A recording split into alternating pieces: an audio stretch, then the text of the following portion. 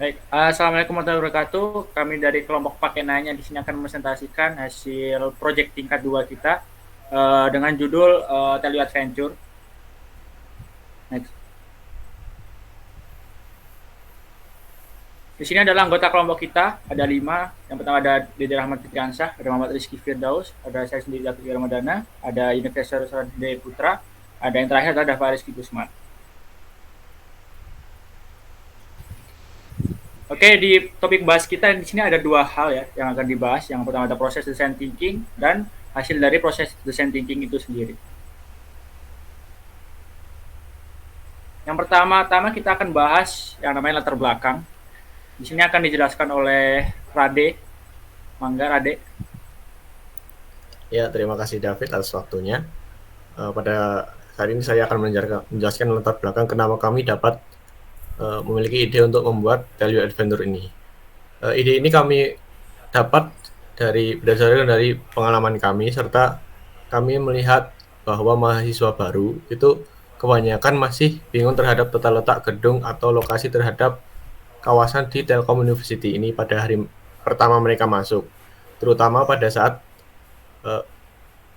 hari pertama perkuliahan, ya, di mana kebanyakan mereka seringkali terlambat karena tidak mengetahui lokasi kelas ataupun gedung yang akan mereka gunakan untuk pembelajaran. Karena hal tersebut, kami berinisiatif untuk membuat aplikasi yang dimana dapat digunakan terutama oleh mahasiswa baru, dan di mana aplikasi tersebut akan membantu mereka dalam beradaptasi serta memahami lingkungan di Telkom University ini. Yang dimana pada aplikasi tersebut kami juga menambahkan beberapa fitur yang kami anggap fitur tersebut dapat berguna bagi mahasiswa baru maupun mahasiswa yang telah lama di Telkom University. Mungkin sekian dari latar belakang kami, saya kembalikan kepada David. Baik, terima kasih Rade sudah menjelaskan di latar belakang. Mungkin bisa di next.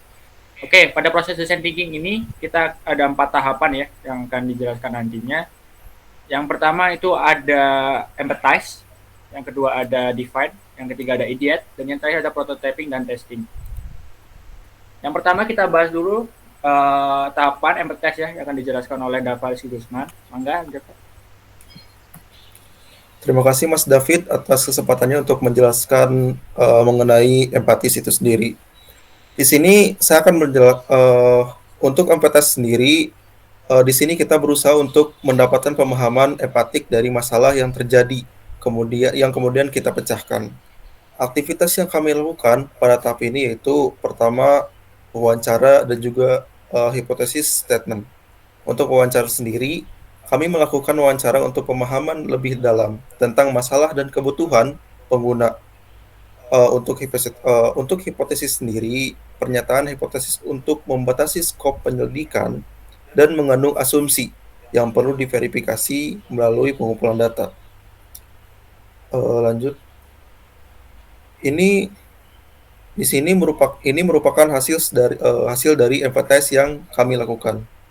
Itu saja yang bisa saya sampaikan. Terima kasih. Saya kembalikan kepada Mas David. Baik, terima kasih Mas Dava ya. Di sini kita akan melanjutkan ke tahap yang selanjutnya yaitu define yang akan dijelaskan oleh Mas Rizky ya. Mangga Mas Rizky. Terima kasih Mas David. Untuk define sendiri, ini merupakan sebuah aktivitas yang dilakukan agar bisa menentukan apa yang benar-benar dibutuhkan oleh calon user kita. Ada 3 aktivitas yang dilakukan. Yang pertama problem statement. Pada aktivitas ini kita menentukan fokus masalah yang akan dihadapi. Lalu pada aktivitas POV kita membuat kesimpulan dari hasil empathize. Lalu pada aktivitas Umegwi, pada aktivitas ini kita membuat banyak solusi secara kreatif agar bisa menemukan solusi terbaik yang cocok dengan calon user kita. Untuk hasil sendiri seperti ini hasil dari problem statement, dan di bawahnya hasil dari salah satu POV yang kita buat, dan di sebelahnya lagi hasil dari Umegwi-nya. Sekian dari saya kembalikan kepada David. Baik, terima kasih Mas Rizky sudah menjelaskan tentang define. Kita lanjut ke tahap ideat ya yang akan dijelaskan oleh Mas David. Oh, Mas David saya sendiri. Oke, di sini yang pertama adalah idiat ya. Penjelasan idiat itu adalah tahapan yang melibatkan pembuatan dan pengembangan ide-ide kreatif ya untuk memecahkan suatu masalah atau menciptakan inovasi baru. Tujuannya itu dari tahap ini tuh menghasilkan sejumlah besar ide yang beragam ya dan menginspirasi bagi kita nantinya. Next. Nah, ini idiat. Yang kita dapatkan di idiat ini adalah sebuah ide baru ya, seperti yang ada pada tabel, dan itu mungkin bisa dibaca, di situ ada penjelasan singkatnya juga. Oke, lanjut ke tahap yang terakhir yaitu prototype dan testing, akan dijelaskan oleh Mas Dede. Mangga, Mas. Terima kasih Mas David. Mungkin selanjutnya ada prototyping dan testing.